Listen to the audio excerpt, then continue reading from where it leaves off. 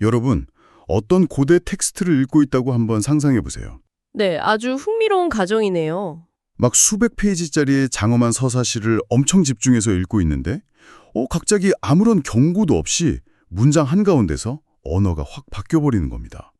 마치 영어로 쓰인 소설을 막 재미있게 읽고 있었는데 등장인물이 입을 여는 순간 그 대사부터 책의 절반이 갑자기 러시아어나 중국어로 쓰여 있는 그런 충격이겠죠. 맞아요. 바로 그겁니다.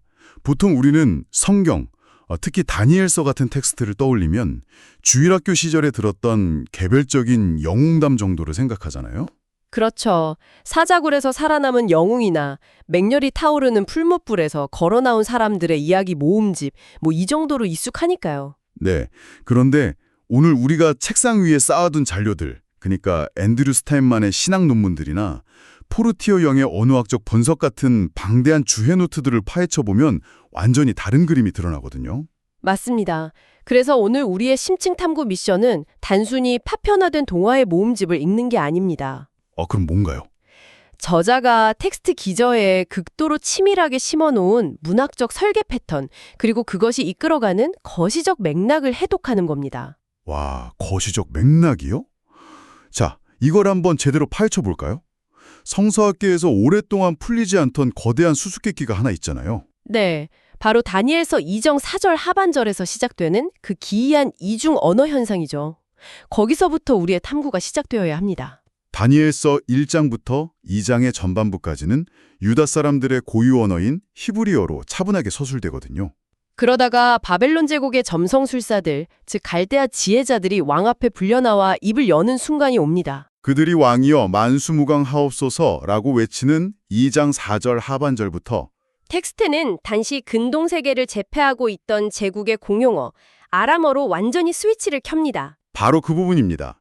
과거에 이 텍스트의 형성 과정을 분석했던 학자들은 이 극적인 언어의 전환을 단순히 문서의 출처가 다르기 때문이라고 봤잖아요. 네, 옛날에는 누군가 히브리어 두루마리와 아람어 두루마리를 물리적으로 대충 이어붙이다가 생긴 조잡한 편집 실수나 짜깁기의 흔적으로 치부해버렸죠. 하지만 오늘 우리가 살펴보는 현대의 비평적 연구들은 이게 실수가 아니라 엄청난 수사학적 폭탄이라는 것을 증명하고 있습니다. 폭탄이라는 표현이 아주 적절하네요. 비유하자면 이런 거예요.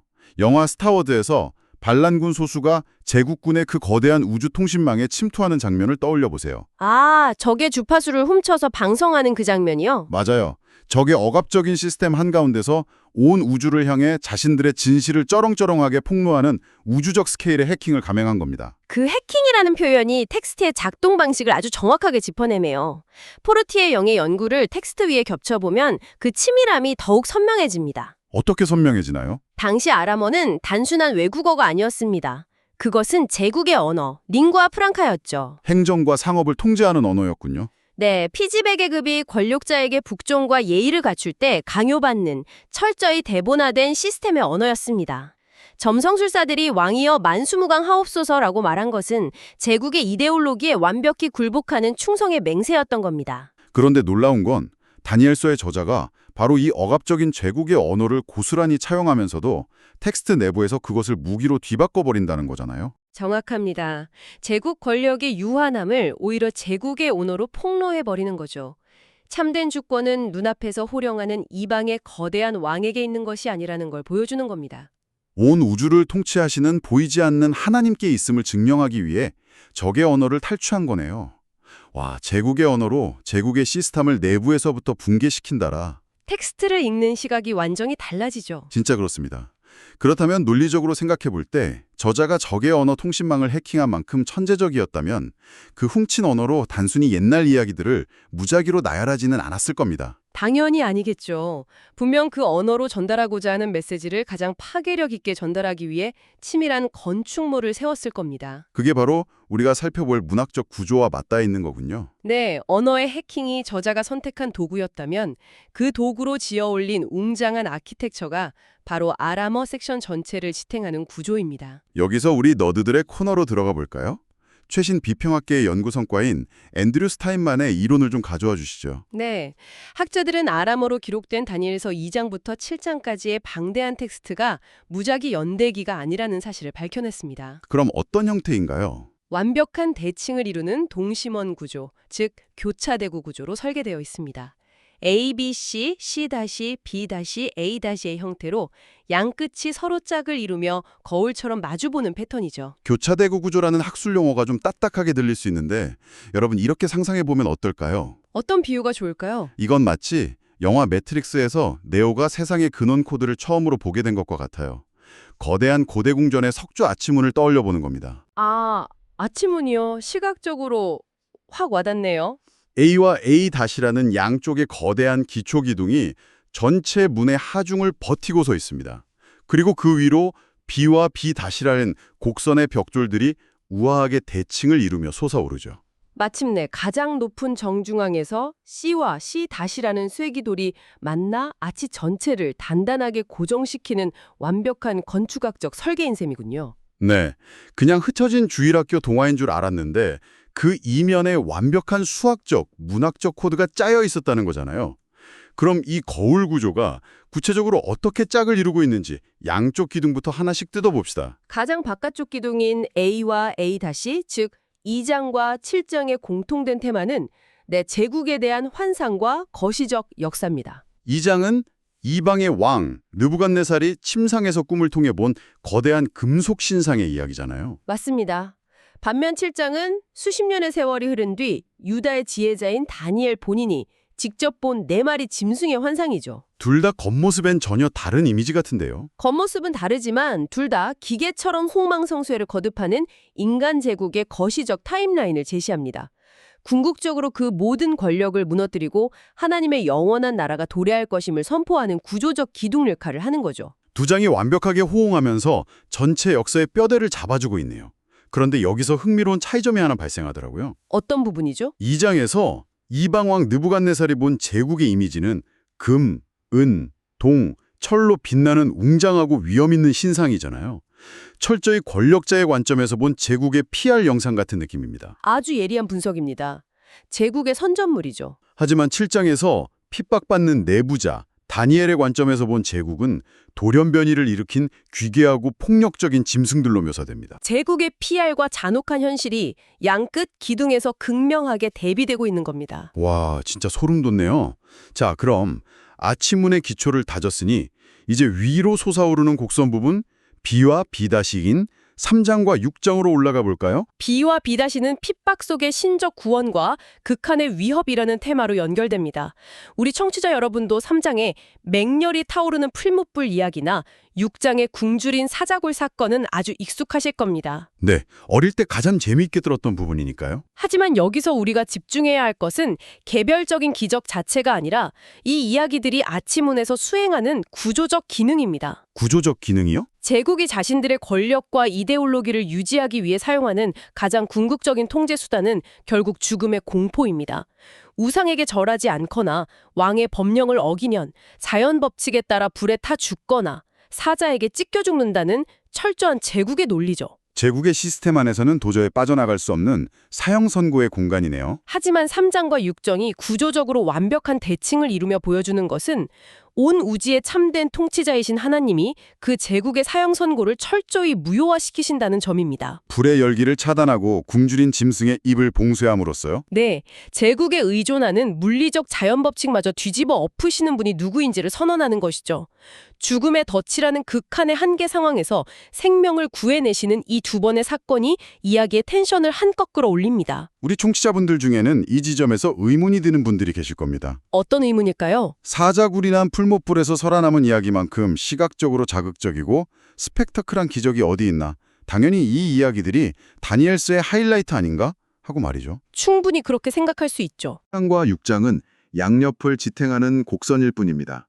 진짜 모든 하중을 견뎌내고 전체 메시지의 방향을 결정짓는 정중앙의 쐐깃돌, 가장 높은 클라이맥스는 아직 등장하지 않았으니까요. 맞습니다. 이야기의 중심은 다른 곳에 있습니다. 그렇다면 이 치밀한 수사학적 건축물의 가장 은밀하고도 파괴적인 정중한 C와 C-인 4장과 5장에서는 대체 무슨 일이 벌어지고 있는 겁니까? 이 지점이 바로 우리가 탐구하는 깊이의 핵심이자 앞서 언급한 언어 해킹의 파괴력이 정점에 달하는 구간입니다. 오, 기대되는데요. 정중앙에 위치한 4장과 5장의 핵심 테마는 이방 왕들의 구원이나 영웅들의 탈출이 아닙니다. 그것은 교만한 제국의 권력자들에 대한 하나님의 직접적이고 철저한 심판입니다. 심판이요? 4장을 보십시오. 자신이 이룩한 거대한 바벨론의 권력과 영광을 궁전 옥상에서 자랑하던 느부갓네살 왕은 그 오만함의 대가로 권좌에서 쫓겨납니다. 아, 짐승처럼 쫓겨나는 그 이야기군요. 네, 그는 이성을 잃고 7년 동안 들판에서 짐승처럼 풀을 뜯어먹는 비참한 상태로 전락하죠. 절대 권력자가 짐승의 수중으로 강등된 후에야 비로소 진리를 깨닫게 됩니다. 지극히 높으신 이가 사람의 나라를 다스리신다는 우주적 진리 말이군요. 왕을 문자 그대로 짐승으로 만들어버리면서 제국의 오만함을 조롱하는 거네요. 그렇죠. 그렇다면 그 짝을 이루는 5장, 거울의 반대편 쇠개돌은 이 메시지를 어떻게 완성하고 있을까요? 글쎄 5장은 분위기가 또 다르잖아요. 5장은 그 심판의 성격이 훨씬 더 치명적이고 영구적입니다. 느부갓네살의 후계자인 벨사살 왕이 바벨론의 마지막 밤에 성대한 연회를 엽니다. 예루살렘 성전을 파괴하고 가져온 그 전리품 잔치 말이죠. 맞습니다. 거룩한 기명들의 술을 부어 마시며 이스라엘의 하나님을 대놓고 조롱하고 신성 모독의 파티를 즐기죠. 바로 그 순간 제국의 안방 깊숙한 곳의 궁전 벽면에 사람의 손가락들이 나타나 신비한 글씨를 적어 내려갑니다. 그 유명한 메네 데겔 우바르신이라는 메시지잖아요. 잠깐만요. 여기서 우리가 놓치지 말아야 할 놀라운 메커니즘이 하나 있습니다. 오, 어떤 걸 발견하셨나요? 제가 자료를 보다가 진짜 무릎을 탁 쳤던 부분인데요. 벽에 쓰인 그 글씨, 메네 데겔 우바르신이라는 단어들이 단순한 마법의 주문이 아니잖아요. 당연하죠. 단순한 주문이 아닙니다. 이 단어들 자체가 당시 제국에서 상업과 무역을 할 때 쓰던 아람어의 화폐 단위이자 무게 단위였습니다. 메네는 큰 화폐 단위이고 데겔은 기본 무게 단위, 그리고 우바르신은 반세겔이라는 뜻이니까요. 아, 그 맥락을 연결하신 건 정말 탁월한 통찰입니다. 바로 그 지점이 저자가 제국의 언어를 해킹하여 제국을 무너뜨리는 수사학적 전략의 완벽한 예시거든요. 상업과 통제, 회계의 언어인 아람어로 제국의 통치자를 철저히 조롱하고 있는 거네요. 네. 하나님은 바벨론이라는 제국의 재무제표를 감사하듯 그들의 도덕적 무게를 제국의 저울에 달아보셨고 그 결과 벨사살 왕의 통치가 완전히 파산 상태임을 선고하신 겁니다. 제국이 세상을 지배하기 위해 사용했던 바로 그 계산과 측량의 언어로 제국의 멸망이 계산되어 선포된 것이군요. 정확합니다. 아주 기가 막힌 수사학적 뒤집기죠. 와, 이거 진짜 소름 돋네요. 내가 너희들의 그 거대한 권력과 부를 너희들의 언어로 계산기 두드려 봤는데 너희는 완전히 파산했다. 이거야말로 가장 지적인 방식의 폭로전 아닙니까? 그렇기 때문에 이 거울 구조의 정중앙에 기적 이야기가 아니라 4, 5장이 위치해야만 하는 이유가 완벽히 이해가 되는 겁니다. 저자가 의도한 이 문학적 아치문의 궁극적인 목적은 단순히 핍박받는 자들에게 너희도 사자구리건 살아남을 수 있어 라는 개인적 차원의 위로를 넘어서는 거였네요. 네, 개인적 위안 그 이상이죠. 가장 높으신 분이 너희를 억압하는 그 거대한 인간의 권력을 철저히 통제하시고 마침내 심판하신다는 선언입니다. 이건 당시 권력자들을 향한 엄청난 폭탄 선언이자 체제 전복적인 메시지 그 자체네요. 그 강력한 메시지를 인지하고 다시 텍스트의 전체 지도를 내려다보면 새로운 질문이 하나 떠오르실 겁니다. 어떤 질문이죠? 이 치밀한 교차대구 구조가 2장부터 7장까지 아람어로 쓰여 있다고 말씀드렸잖아요. 4장과 5장이 아침문의 정점이고 3장과 6장이 곡선이며 2장과 7장이 양끝의 기둥이라면 네, 여기까지는 완벽하게 구조가 맞아떨어지죠. 그런데 왜 7장은 아람어 섹션의 마지가 기둥 역할을 하면서 동시에 8장부터 새롭게 시작되는 히브리어 섹션과 자연스럽게 맞물려 있는 걸까요? 그러고 보니 진짜 이상하네요. 아치문이 7장에서 완성되었다면 거기서 건물이 딱 끝나야 하는데. 그렇죠. 그런데 왜 텍스트는 7장에서 끝을 맺지 않고 히브리어로 언어를 다시 전환하며 이야기의 범위를 책 전체로 확장하는 걸까요? 7장 뒤에 완전히 새로운 구조물이 덧붙여져 있는 형태란 말이죠. 이 지점에서 앤드류 스타인만의 이론, 즉 이중 맞물림 교차되고 구조 이론이 다시 한번 빛을 발합니다. 그는 7장에 아주 독특한 역할을 수행한다고 분석하거든요. 독특한 역할이라면요? 7장은 앞선 아람어 거울 구조, 즉 2장부터 7장까지를 구조적, 언어적으로 마무리 짓는 든든한 결론인 동시에 뒤이어 펼쳐지는 히브리어 거울 구조인 8장부터 12장까지의 주제를 세팅하는 서론의 역할을 동시에 수행합니다. 아, 그러니까 전반부와 후반부라는 두 개의 다른 세계를 완벽하게 연결하는 경첩인 셈이군요. 맞습니다. 경첩, 아주 정확한 표현입니다. 경첩이라는 비유가 정말 확 와닿네요. 영화로 치면 1편의 장엄한 결말이면서 동시에 2편의 예고편 역할을 혼자 다 하고 있다는 거잖아요. 문이 닫히면서 동시에 새로운 방으로 통하는 문이 열리는 역할? 네, 그렇다면 이 7장이라는 경첩이 돌아가는 순간 텍스트 내부에서는 구체적으로 어떤 기계적인 변화들이 일어나게 될까요?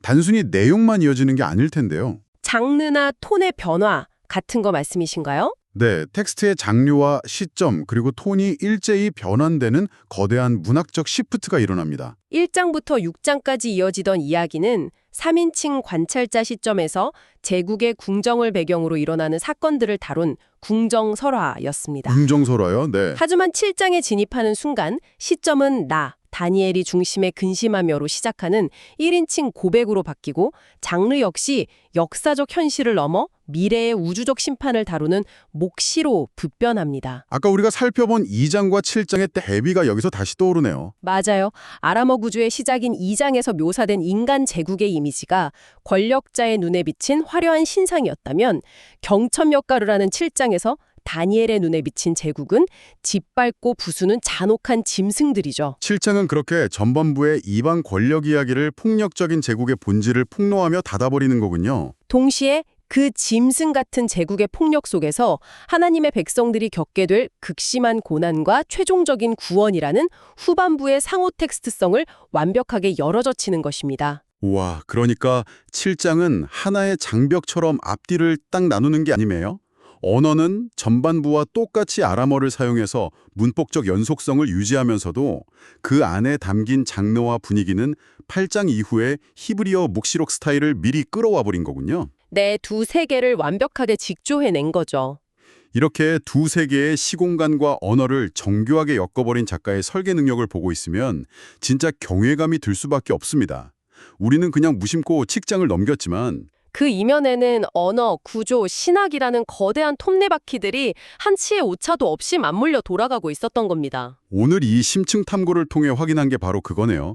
다니엘서는 단순히 역사적 위인들을 찬양하거나 포로기의 에피소드들을 모아놓은 평면적인 텍스트가 아니라는 거. 맞습니다. 언어의 해킹, 교차 대구 구조라는 치밀한 아치형 아키텍처, 그리고 두 세계를 잇는 7장이라는 경첩의 메커니즘을 통해 쓰인 문학적, 신학적 마스터 클래스입니다. 압도적인 제국의 현실 속에서도 하나님의 보이지 않는 통치가 이 텍스트의 구조처럼 완벽하고 오차 없이 세상을 이끌어가고 계심을 직면해내는 거네요. 바로 그 점이 현대를 살아가는 우리에게도 던지는 울림이 큽니다. 네, 오늘 이 놀라운 연구들을 종합해보면서 결국 이 깊은 탐구의 끝에서 우리의 일상을 돌아보게 되더라고요. 다니엘과 그 친구들은 자신들을 억압하는 제국의 한가운데서 세상을 등지고 도망치지 않았잖아요. 오히려 그 제국의 시스템, 언어를 깊이 파악하고 그 한가운데로 걸어 들어갔죠. 맞아요. 제국의 문법을 해체하고 그 속에 영원한 진리를 담아내는 압도적인 지혜를 보여주었습니다. 시대의 겉모습은 변했지만 인간이 구축하는 제국의 본질과 그 작동 원리는 놀랍도록 유사합니다. 현대 사회 역시 끊임없이 지배적인 시스템의 언어로 우리의 정체성과 가치관을 정의하려고 하니까요. 그렇기 때문에 이 고대의 텍스트가 단순히 과거의 유물로 남지 않고 지금 여기에서 진리를 분별해내는 지성적 토대가 되어주는 거겠죠. 네, 이것은 압도적인 정보와 권력의 홍수 속에서 우리가 어떻게 우리의 정체성을 지킬 수 있는지 보여주는 완벽한 마스터 클래스입니다. 그렇다면 오늘 탐구를 마치며 청취자 여러분 스스로 고민해 보실 수 있는 도발적인 질문을 하나 남겨드리고 싶습니다. 이 고대의 저자가 가장 높으신 분의 진리를 선포하기 위해 당시 제국의 통신망이었던 아람어를 해킹해야만 했다면 오늘날 우리가 살아가는 이 시대의 지배적인 아람어는 과연 무엇일까요? 아주 묵직한 화두네요. 어쩌면 그것은 우리 삶의 가치를 오직 숫자로만 환산해버리는 무자비한 자본과 시장의 언어일 수도 있고 끊임없이 우리의 시선을 빼앗고 욕망을 통제하는 소셜미디어의 정교한 알고리즘일 수도 있습니다. 여러분, 우리는 그 거대한 현대의 시스템 언어들이 만들어내는 압도적인 파도 앞에서 두려움을 느끼며 물러서야 할까요? 아니면 텍스트 속 지혜자들처럼 그 복잡한 시스템의 뼈대를 꿰뚫어보고 그 한복판으로 들어가 당신만의 진리를 선포하기 위해 그 언어를 해킹하시겠습니까? 스스로 답을 찾아가야 할 중요한 과제입니다. 정답은 없습니다. 하지만 오늘 우리가 함께 해독해낸 이 고대 텍스트의 설계도처럼 진실을 파헤치려는 여러분만의 탐구가 계속된다면 그 길을 발견하실 수 있을 거라 믿습니다. 오늘 심층 탐구는 여기까지입니다. 여러분, 스스로 성경 텍스트의 깊은 뉘앙스 속으로 들어가 그 지적인 즐거움을 만끽해 보시길 바랍니다. 언제나 그렇듯 질문하기를 멈추지 마십시오. 다음 시간에 뵙겠습니다.